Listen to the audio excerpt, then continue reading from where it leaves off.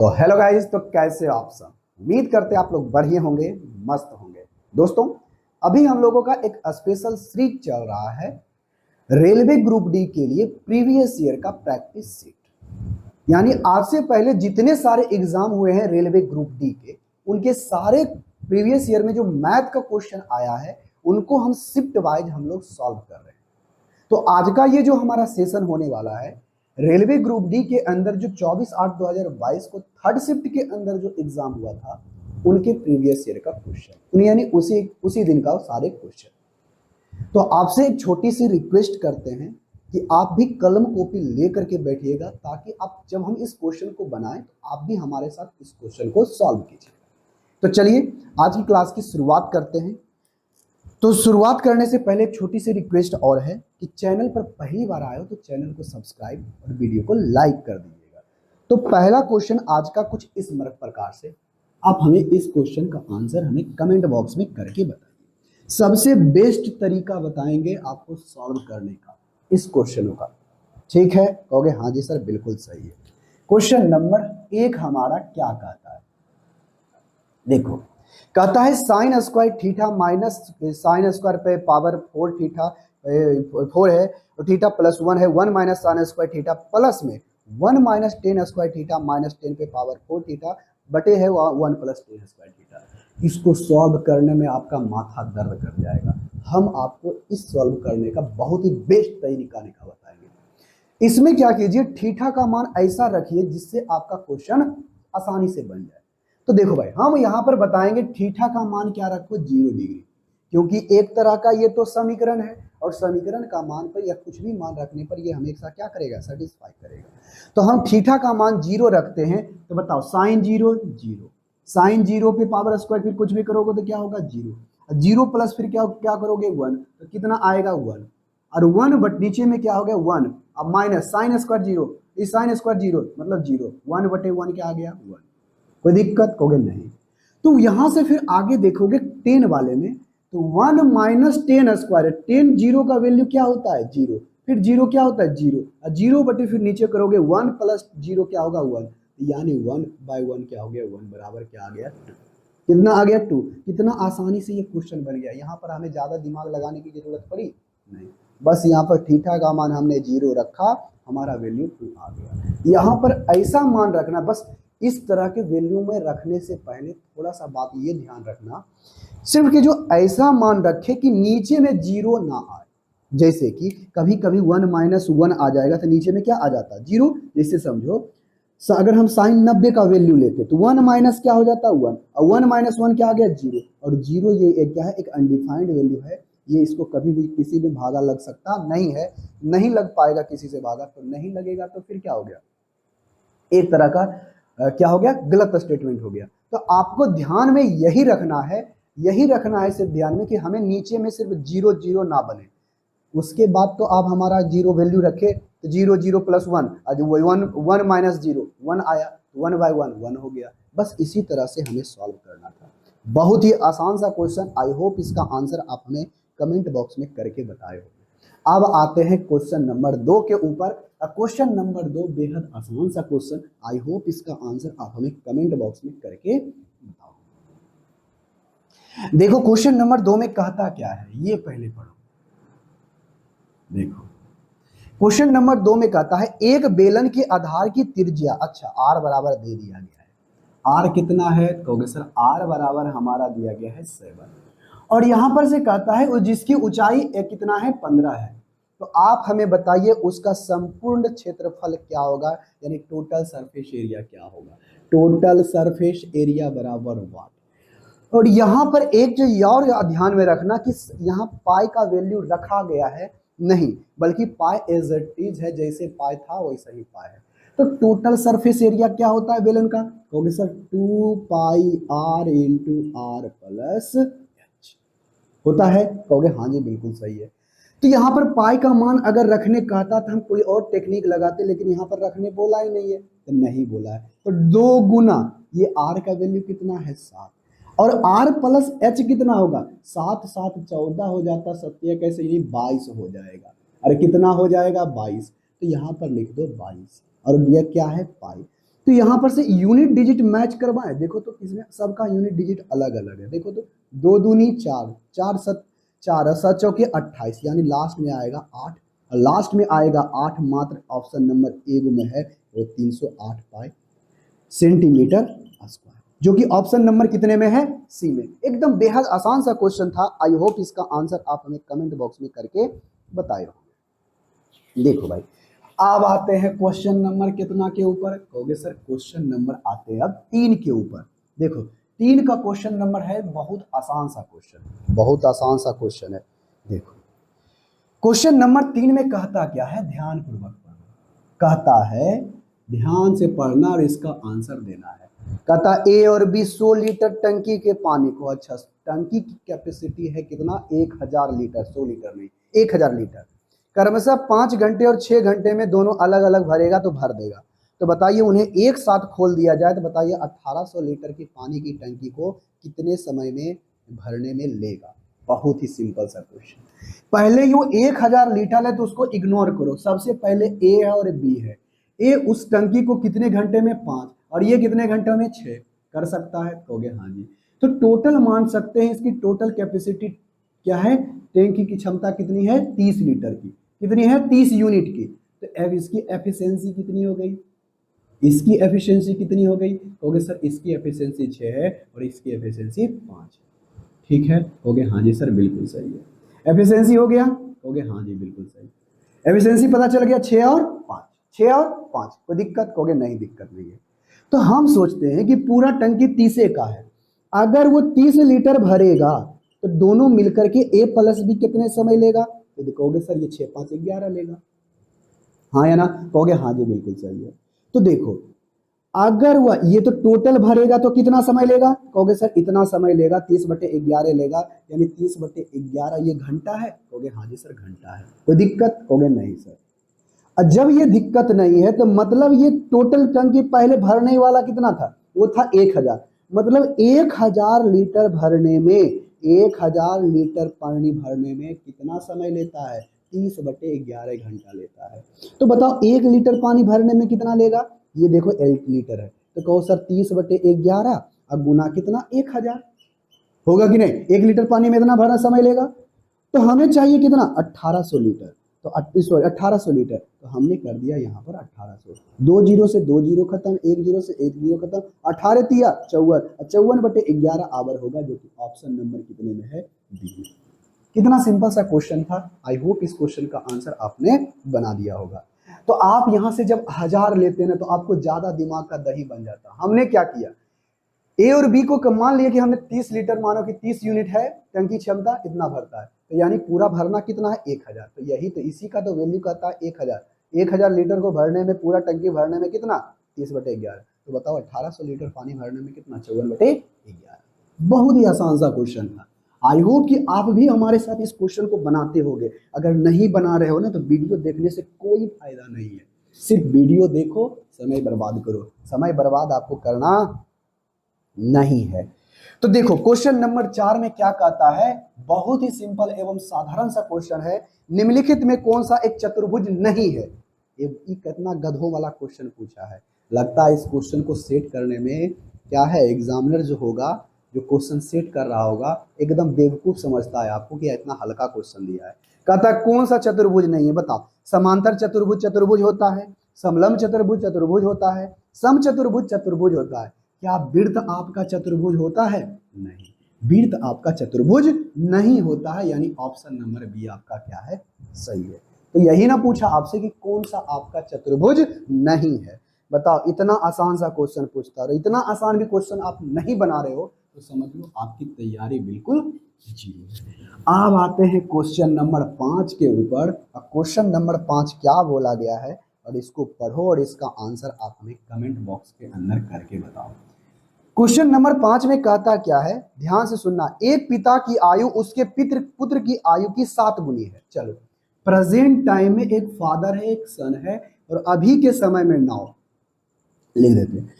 उसका जो उम्र है बेटे की उम्र से इसकी 7 गुनी, यदि इसका 1 है तो इसका 7 है, रेशियो ले लिए। कहता अब से 3 वर्ष के बाद, अच्छा अब से 3 वर्ष के बाद अब से 3 वर्ष के बाद ना है, कितना साल, 3 साल, ये एग्जैक्ट है।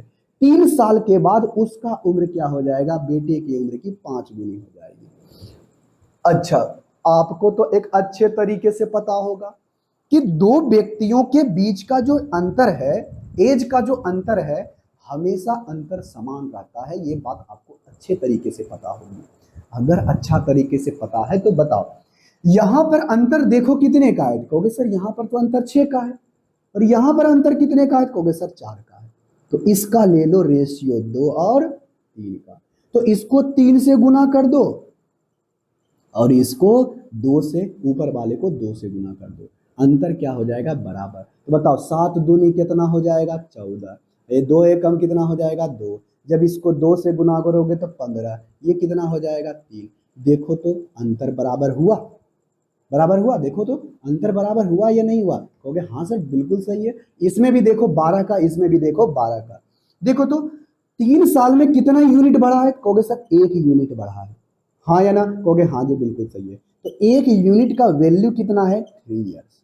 मतलब एक्चुअल में बढ़ा है 3, लेकिन यूनिट में बढ़ा है 1। तो आपसे क्या पूछा है कि बताइए पिता की वर्तमान आयु कितनी है, तो वर्तमान है कितना, 14। अरे कितना है, 14। 1 यूनिट का वैल्यू 3 है, तो 14 गुना 3, 14 चौथिया 42, यानी 42 ईयर होगा, जो कि ऑप्शन नंबर कितने में है, सिंपल सा क्वेश्चन था। आई होप इसका आंसर आप हमें कमेंट बॉक्स में करके बताए होंगे। बहुत ही सिंपल एवं साधारण सा क्वेश्चन। अब आते हैं क्वेश्चन नंबर 6 के ऊपर, क्वेश्चन नंबर 6 के ऊपर। तो क्वेश्चन नंबर 6, पहले इसका आंसर बताओ हमें कमेंट बॉक्स के अंदर कि इसका आंसर क्या होगा। ठीक है, कहोगे हाँ जी सर बिल्कुल सही है। तो यहां पर से हमें बताना है क्वेश्चन नंबर 7। क्वेश्चन नंबर 7 देखो कहता क्या है, बहुत सिंपल एवं साधारण सा क्वेश्चन। आई होप इसका आंसर आप हमें कमेंट बॉक्स में करके बताओ। ठीक है, कहोगे हाँ जी सर बिल्कुल सही है। यहाँ क्वेश्चन नंबर 7 में कहा क्या गया है, ये पहले देखो। क्वेश्चन नंबर 7 में ये कहता है कि एक संख्या दी गई है 8118, यानी 8118। आप बताइए ये किससे विभाजित है, तो विभाज्यता का नियम पता है, तो 7 से विभाजित है कि नहीं पता नहीं, लेकिन सबसे ये पहले दिख रहा है कि 9 से विभाजित है। 8 1 9, 8 1 9, 9 से विभाजित है। ये संख्या 3 से भी विभाजित होगी और 9 से भी विभाजित होगी। और देखो तो कहीं से और कहता है 4 से विभाजित लगता है, नहीं 4 से नहीं, 5 से तो होगा ही नहीं, और 7 के बारे में हमें चेक करना ही नहीं है। अब एक हमें 6 दिख रहा है, तो जो संख्या 9 से विभाजित होगा वो संख्या 3 से विभाजित होगा, 3 से विभाजित है, 2 से विभाजित है, तो 6 से विभाज्यता का नियम क्या कहता है, जो संख्या 2 से भी विभाजित हो और 3 से भी विभाजित हो, यह संख्या 6 से विभाजित होगी। देखो तो 3 से विभाजित है, हाँ है, 2 से विभाजित है, हाँ है, मतलब वो संख्या 6 से विभाजित होगी, जो कि ऑप्शन नंबर कितने में है। बहुत आसान सा क्वेश्चन। आई होप इसका आंसर आप हमें कमेंट बॉक्स में करके बताए होंगे। अब आते हैं क्वेश्चन नंबर कितना के ऊपर, अब क्वेश्चन नंबर 8 के ऊपर। बहुत ही सिंपल सा क्वेश्चन। आई होप इसका आंसर आप हमें कमेंट बॉक्स में करके बताओ। ठीक है, कहोगे हाँ सर बिल्कुल सही है, हम इसका आंसर आपको कमेंट बॉक्स में करके बताते हैं। क्वेश्चन नंबर 8, क्वेश्चन नंबर 8 पहले पढ़ो, उसके बाद आंसर हमें कमेंट बॉक्स में इसका करके बताओ। ठीक है, कहोगे हाँ जी। कहता है जेड के किस मान के लिए निम्नलिखित मूल समान होगा, मूल का क्या होगा, समान होगा। तो सबसे पहले मूल समान होने के लिए क्या होता है, कहोगे sir B square minus 4ac होता है। अब बराबर क्या होना चाहिए, 0। बी स्क्वायर माइनस 4ac बराबर क्या होगा, 0। तो यहां से सबसे पहले बी स्क्वायर माइनस 4ac है, तो समीकरण पहले हम लिख दे रहे हैं। एक्स प्लस कितना है, 4, एक्स प्लस क्या है, 4, कोई दिक्कत हो नहीं सर। 4 इंटू क्या है, जेड स्क्वायर, क्या होगा, जेड सॉरी, ये जेड है, ये क्या है, जेड, और ये क्या है, एक्स स्क्वायर, और प्लस में आपका जेड प्लस 1, और इंटू में क्या है, एक्स, क्या है, एक्स, अब प्लस में क्या है, 1 बराबर 0। तो यहां पर से एक क्या होता है, कहोगे सर एक होता है कोफिशिएंट ऑफ एक्स स्क्वायर, तो एक्स स्क्वायर का गुणक कौन है, जेड प्लस 4, कोई दिक्कत, कहोगे नहीं सर। अब यहां से बताओ यहां पर b क्या होता है, कहोगे सर b होता है x का गुणक, x का गुणक क्या है, z प्लस 1, ठीक है, कहोगे हाँ जी। और c क्या होता है, कांस्टेंट जो कि 1 होता है। तो बी स्क्वायर करोगे तो जेड प्लस वन का क्या होगा, होल स्क्वायर माइनस 4 इंटू ए का वैल्यू क्या है जेड प्लस 4 इंटू क्या है सी का वैल्यू 1, इसका मान क्या आना चाहिए 0। तो जेड के जगह यहाँ पर क्या रखे, यहाँ पर ऑप्शन चेक कर लो, जो ऑप्शन मैच करेगा वो आपका सही आंसर होगा। एक आपका 5 है, एक आपका -3। अगर 5 रखते हैं तो 5 एक 6 छक कितना हो जाएगा 36, 5 एक 6 6 छक 36 माइनस 5 4 9 9 36 36 36 यानी 0 हो गया। ये कितना हो गया 0, मतलब 5 रखने पर तो 0 आ रहा है, लेकिन 5 रखाएगा ही रखाएगा। अब -3 करो तो -3 और कितना है ये, कहोगे सर a प्लस ए, यानी 2 का स्क्वायर कितना हो गया 4। ठीक है, कहोगे हाँ जी। और माइनस का 4 इंटू माइनस का 3 करोगे, माइनस का 3 करोगे, अब प्लस का 4 यानी 1 होगा। और 4 गुना 1 क्या करोगे 4, तो यानी 4 ही होगा। 4 से 4 कट गया, क्या आएगा 0, यानी ऑप्शन ए सेटिस्फाई कर गया। यानी जेड बराबर हमारा कितना हो सकता है 5 या माइनस, बस हो गया, हो गया, क्वेश्चन बन गया। इससे ज्यादा हमें करने की जरूरत नहीं है। अब आते हैं क्वेश्चन नंबर 9 के ऊपर। अब क्वेश्चन नंबर 9 इतना आसान सा क्वेश्चन है, इतना आसान सा क्वेश्चन है कि इससे और आसान कोई क्वेश्चन हो ही नहीं सकता। क्या बोले, इससे और आसान सा क्वेश्चन तो हो ही नहीं सकता है। कहोगे सर कैसे, कहोगे सर ऐसे। देखो क्वेश्चन नंबर 9 में क्या कहता है, कहता यही है कि एक डीलर अपने माल का 3/5 भाग 25% लाभ पर बेचा और शेष भाग को क्रय मूल्य पर ही बेच दिया। तो बताइए पूरे व्यवहार में, आप बताइए पूरे व्यवहार में यानी पूरे व्यापार जब किया तो बताइए लाभ या हानि प्रतिशत क्या होगा, ये हमें आपको बताना है। चलो भाई कोई बात नहीं। तो देखो टोटल सामान का 3/5, यदि टोटल सामान उसके पास 5 है तो वो 3 सामान बेचता है। देखो यहाँ पर लिखते हैं प्रॉफिट और ऊपर में लिखते हैं सामान। ठीक है, कहोगे हाँ जी बिल्कुल सही। ये प्रॉफिट इस पर कितने परसेंट का रहता है, कहोगे सर इस पर होता है 25% का प्रॉफिट। ठीक है, और बचा कितना, टोटल सामान कितना है 5, 3 बेचा है 25%, यानी 2 को किस पे बेचा है, 2 को बेचा है क्रय मूल्य पर, यानी प्रॉफिट उसमें क्या है 0%। अरे क्रय मूल्य पर वस्तु को बेचेगा तो प्रॉफिट होगा क्या, कहोगे नहीं, यानी प्रॉफिट उसमें कितना है 0। यानी ओवरऑल बताइए प्रॉफिट कितना है, 25 दिया 75 प्लस 0, कहोगे लिखने की जरूरत नहीं है। टोटल कितना है 5 सामान 5, तो इसको जब करोगे तो 15 क्या होगा 25 दिया 75 और क्या होगा 15 5 75। तो ओवरऑल क्या आया 15% का प्रॉफिट आया, 15% का क्या आया प्रॉफिट, जो कि ऑप्शन नंबर। तो बहुत ही सिंपल सा क्वेश्चन था। आई होप इसका आंसर आप हमें कमेंट बॉक्स में करके बताए होंगे। अब आते हैं क्वेश्चन नंबर 10 के ऊपर। क्वेश्चन नंबर 10 आप हमें कमेंट बॉक्स में करके बताओ कि इसका आंसर क्या होगा। कहोगे हाँ सर बिल्कुल सही है, हम इसका आंसर आपको कमेंट बॉक्स में करके जरूर बता देंगे। क्या कहा गया क्वेश्चन नंबर 10 में, सबसे पहले पढ़ो तो कितना नंबर क्वेश्चन है, क्वेश्चन नंबर 10 कहता है 2 पाइप ए और बी क्रमशः 15 घंटे और 20 घंटे में भर सकते हैं, जबकि एक तीसरा पाइप सी पूरे भरी हुई टंकी को 30 घंटे में खाली कर सकता है। यदि तीनों पाइप को एक साथ खोल दिया जाए तो एक खाली टैंक को भरने में कितना समय लगेगा। एकदम सिंपल सा क्वेश्चन है। देखो एक ए है बी है और सी आपको खाली करने वाला है, इसलिए माइनस लगा देते हैं, कोई दिक्कत कहोगे नहीं।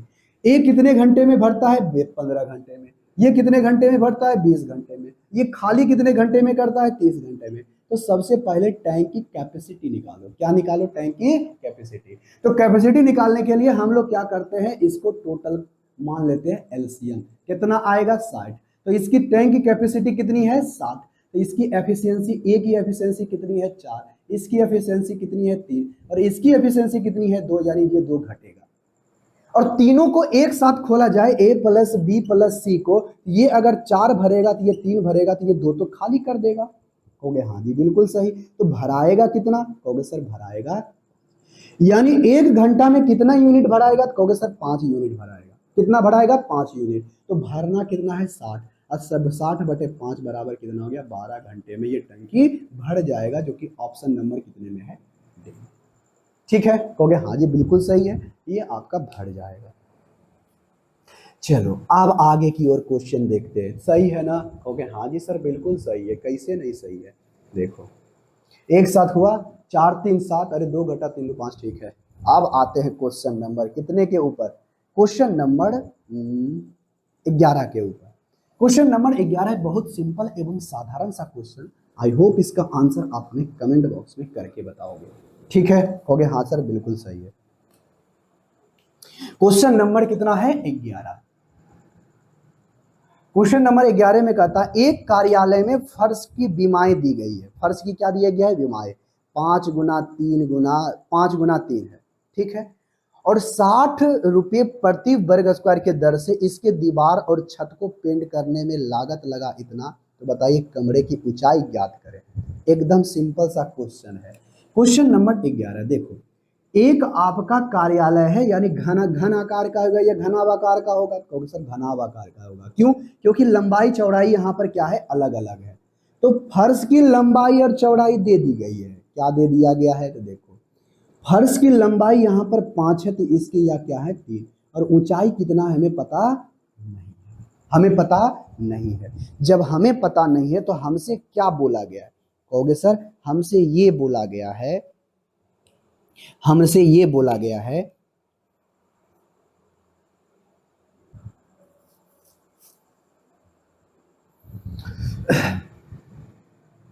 हमसे क्या बोला गया है? ध्यान से सुनना। हमें ऊंचाई निकालना है ना। कहोगे हाँ जी बिल्कुल सही। लंबाई हमारा 5 है और चौड़ाई कितना है? 3। अरे हाँ या ना? कहोगे हाँ जी बिल्कुल सही। तो चारों दीवार का क्षेत्रफल क्या होगा? चारों दीवार को क्षेत्रफल निकालने से पहले हमें बताइए जो पेंट करने में सारा जो लगा है, चारों दीवार को पेंट करेगा और छत को करेगा, चारों दीवार को करेगा और छत को करेगा, चारों दीवार को करेगा और छत को करेगा। तो टोटल कितना एरिया उसने पेंट किया है, ये हमें पता करना होगा। तो देखो 60 रुपये प्रति वर्ग के दर से दीवार और छत को पेंट करने में कुल लागत कितना लगा? 7,440 रुपया।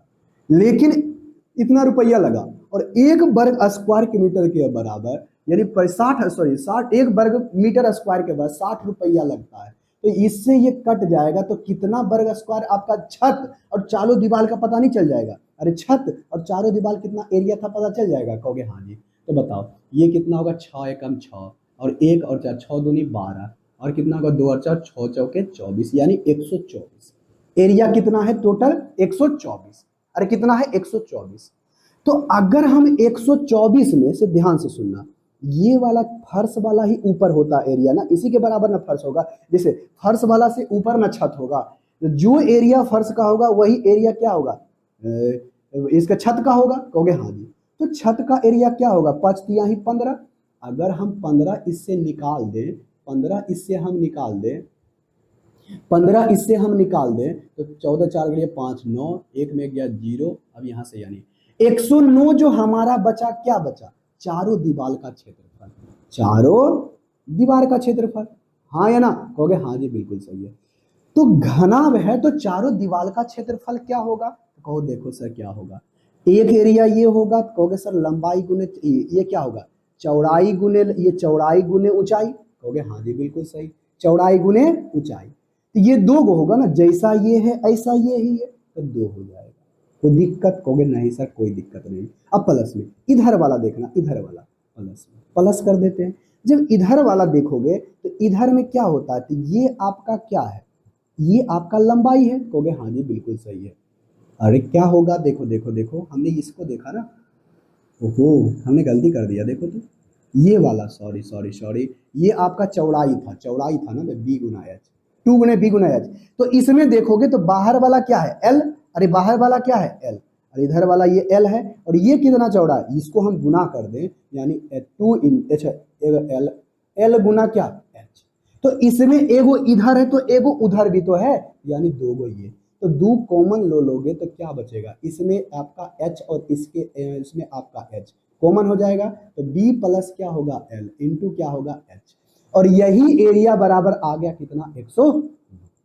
तो बी का वैल्यू हमें पता है, तो बी का वैल्यू कितना है? तो यहां पर बी का वैल्यू हमें दिया गया है 3। 3 और वैल्यू कितना है? 5। 3 और 5, और यही तो है 5। अब गुना इसमें कितना है? 2, और ये कितना हो जाएगा? तो यही तो हमको वैल्यू चाहिए। 5 5 3 8, 8 दूना 16, 8 दूना 16, और 16 हो जाएगा तो 109/16 आ गया। कोई दिक्कत? होगे नहीं सर कोई दिक्कत नहीं। तो देखो यहाँ से 16 25 80, 16 छक 96, 16 के 96, तो 6 दशमलव समथिंग आएगा, जो 6.8 आपका ऑप्शन नंबर कितना में है, सिर्फ है। बहुत ही सिंपल सा क्वेश्चन था। आई होप इसका आंसर आपने कमेंट बॉक्स में करके बताए होंगे। देखो भाई, जितना पैसा लगा एक मीटर स्क्वायर में कितना खर्चा आ रहा था, भाग दे दिए, तो टोटल एरिया आ गया किसका, तो पेंट करने का एरिया था, तो चारों दीवार पेंट किया और छत किया, तो टोटल एरिया 124 आ गया।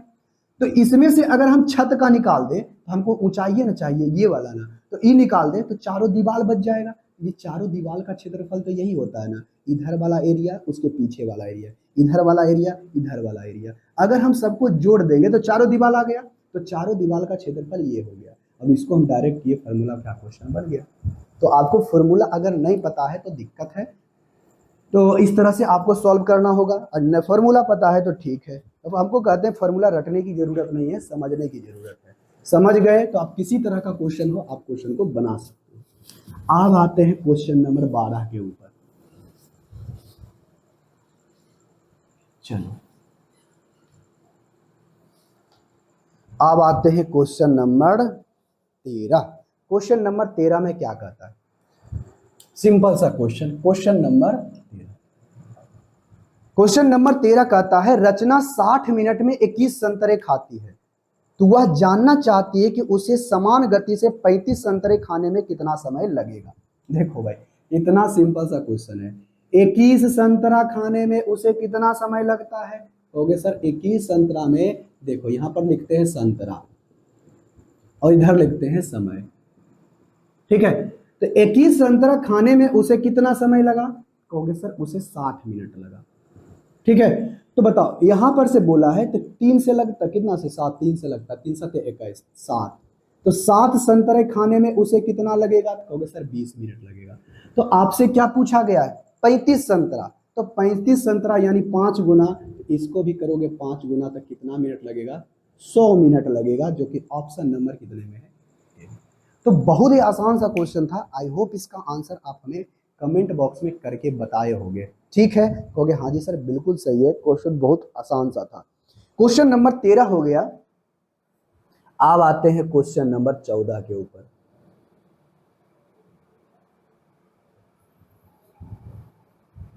क्वेश्चन नंबर 14 के ऊपर, क्वेश्चन नंबर 14 क्या कहता है। क्वेश्चन नंबर 14 बहुत ही सिंपल सा क्वेश्चन है। आई होप इसका आंसर आप हमें कमेंट बॉक्स में करके बताओगे। देखो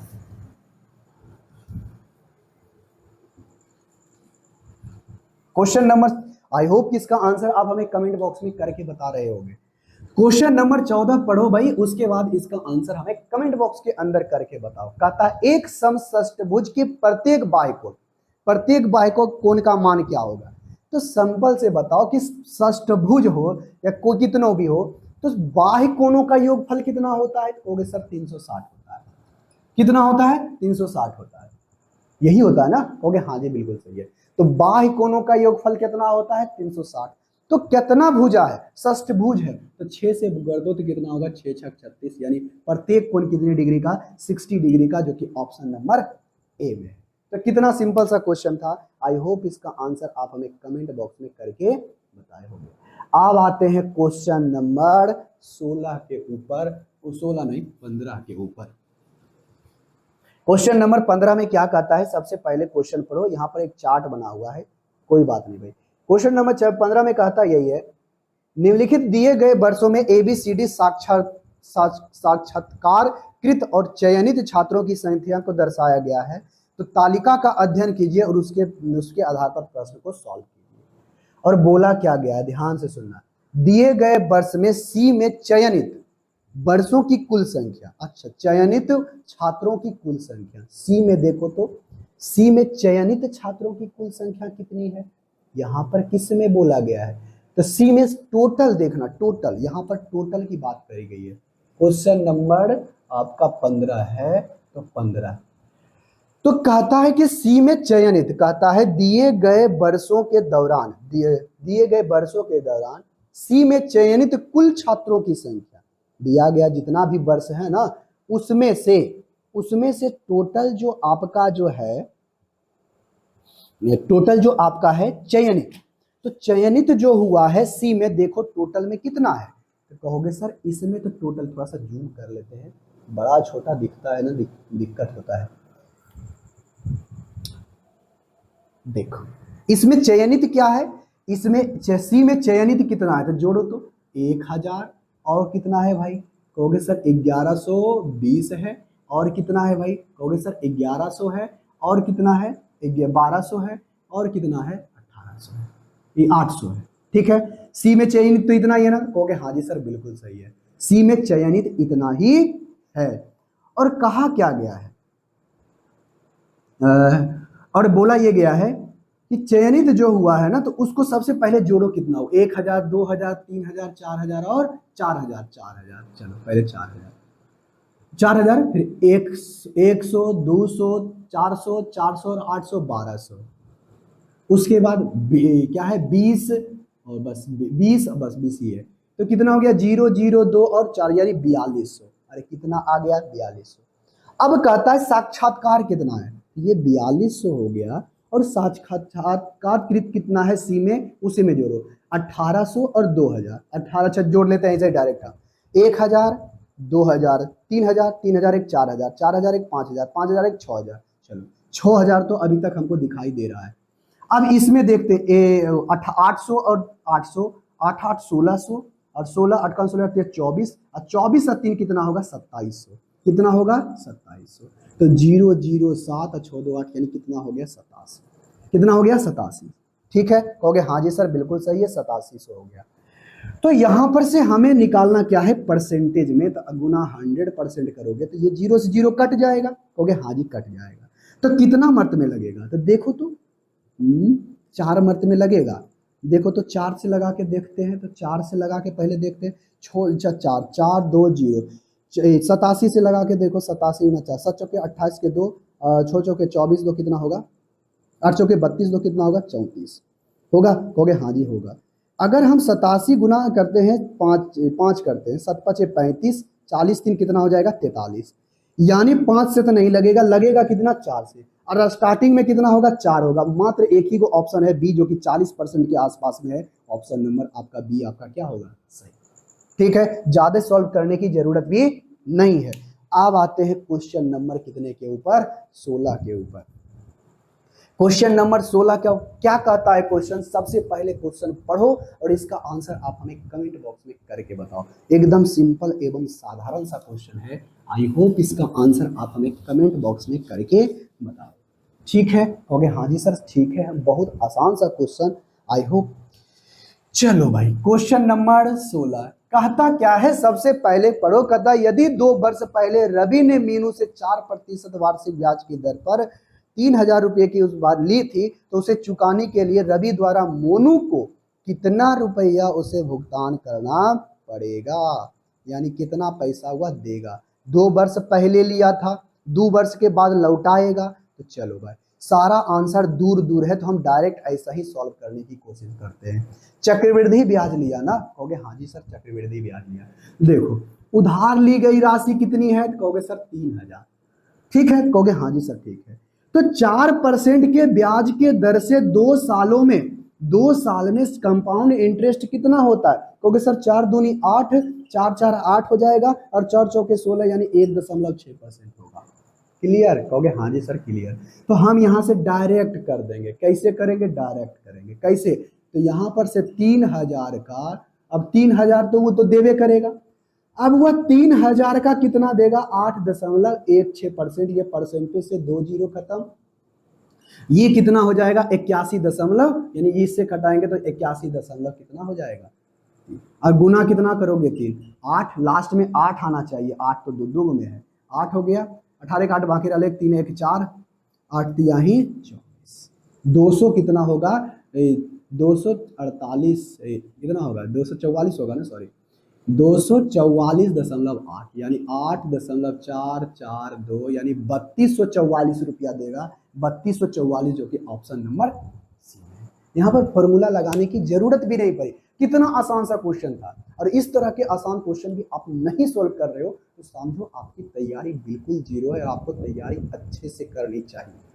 ठीक है, कहोगे हाँ सर बिल्कुल सही है। अब आते हैं क्वेश्चन नंबर कितना के ऊपर, अब क्वेश्चन नंबर आते हैं 17 के ऊपर। क्वेश्चन नंबर 17 एकदम सिंपल सा क्वेश्चन है भाई, इससे और आसान क्या होगा क्वेश्चन। क्वेश्चन नंबर 17 देखो तो, फटाफट फटाफट फटाफट, बहुत सिंपल सा क्वेश्चन है भाई। कहोगे हाँ सर बहुत आसान सा क्वेश्चन है। देखो क्वेश्चन नंबर 17 में क्या कहा गया है, सबसे पहले क्वेश्चन पढ़ो। क्वेश्चन नंबर 17 में कहता क्या है, कहता है 156.025 है। देखो तो 156 दशमलव, इसमें जोड़ना है ना, डायरेक्ट करें, यूनिट डिजिट सबका अलग अलग है, यूनिट डिजिट आपका सबका अलग अलग है, तो हम डायरेक्ट सॉल्व कर लेंगे, उसको ज्यादा कुछ करने की जरूरत नहीं। तो इसमें देखो लास्ट में क्या है 5, इसमें प्लस करेंगे तो लास्ट में क्या आएगा 6, तो 6 5 कितना आएगा 11, 11 में से 6 घटेगा, dot dot dot dot dot dot, 11 में से 6 घटाओ 11 एक उधर, यानी लास्ट में आएगा यूनिट डिजिट 5, और unit digit 5 option number B में है, आपका सॉल्व हो गया, ज्यादा करने की जरूरत भी नहीं पड़ेगी। गधों की तरह ज्यादा सॉल्व करना नहीं है, क्योंकि आप गधे नहीं इंसान हो। ठीक है, कहोगे हाँ जी बिल्कुल सही है। अब क्वेश्चन नंबर 18 के देखते हैं, कितना नंबर अच्छा क्वेश्चन। क्वेश्चन नंबर 18 क्या कहता है, पढ़ोगे, कहोगे हाँ सर पढ़ेंगे। देखो तो यहाँ पर यूनिट डिजिट से कर सकते हैं, नहीं नहीं नहीं, दो दो में नौ आ रहा है, दो दो में ये आ रहा है। चलो भाई 33 यहां पर से सबसे पहले बताओ क्या होगा इसका आंसर। क्वेश्चन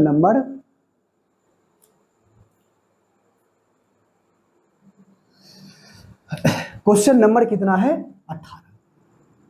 क्वेश्चन नंबर 18 को देखो कहता क्या है कि अंडर रूट 625 का वर्गमूल क्या होगा 25, और माइनस है तो माइनस। अब उसके बाद 324 किसका होगा, 324 अगर ये 20 रहता तो कितना होता, तो कहोगे सर 20 रहता तो ये होता 400, ये 400 से कम है। लेकिन ये अगर 15 होता तो कितना, तो 225, ये ज्यादा है, मतलब 15 और किसके बीच, 15 और किसके बीच, 20 के बीच, और 8 8 64 18 आता है, मतलब 18 है। कोई दिक्कत, कहोगे नहीं, प्लस 3। और ये किसका कितना है 33, और 33 का स्क्वायर कितना होता है, कहोगे सर 33 का स्क्वायर होता है 1089। कितना होता है 1089। अब यहां से करो, इसको घटाओगे तो कितना आएगा, तो कहोगे सर 2 यानी 7 आएगा, और 7 जोड़ोगे तो कितना आएगा, यहाँ पर कहोगे सर 6, और यहाँ पर आएगा 7, यानी 0 1076, और 1076 किसी में नहीं है। 25 और 18, 25 में से 18 जाएगा तो कितना बचेगा, ये 25 25 और 18 ठीक ठीक तो है।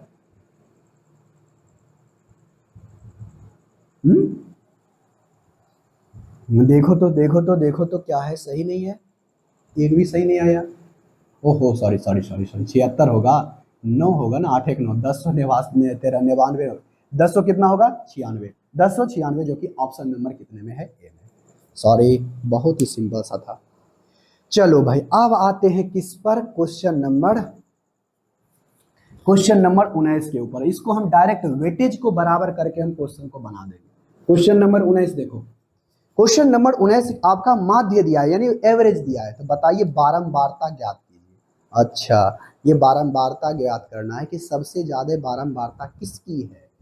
अच्छा, बारंबारता किसकी है, तो चलो भाई